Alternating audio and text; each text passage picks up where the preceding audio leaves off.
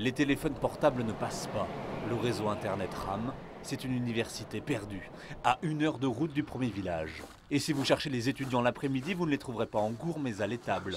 En pleine séance de philosophie, plus c'est abstrait, plus ils se passionnent. La raison pour laquelle il est impossible de créer un langage privatif, c'est que tous les hommes en société doivent suivre une règle commune. Il m'a fallu une demi-heure pour comprendre ça. Des têtes bien faites qui, après la traite, se plongent dans des cours très pointus de sciences, de littérature ou de grec ancien.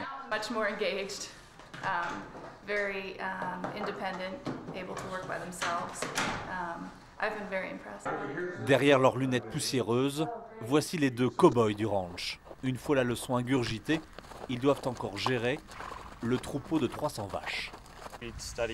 Ce qu'on apprend ici, ce sont les fondamentaux de la pensée critique. On apprend à s'exprimer clairement. Une drôle d'école, créée il y a presque un siècle par un richissime utopiste. Pour lui, les premiers de la classe devaient se frotter à l'expérience du désert. Ils sont censés y apprendre la persévérance et le sens des responsabilités. Pour en faire de bons citoyens, il voulait les voir étudier loin du matérialisme américain. Ni alcool, ni télévision, les étudiants partagent les tâches domestiques et prennent toutes les décisions en commun. J'ai un peu trop fait la fête au lycée. Du coup, j'ai choisi cette école où il n'y a pas de tentation. Ici, il y a vraiment une stimulation intellectuelle, même en dehors des cours. Les enseignants qui se relaient quelques mois dans le ranch sont sélectionnés par les étudiants eux-mêmes.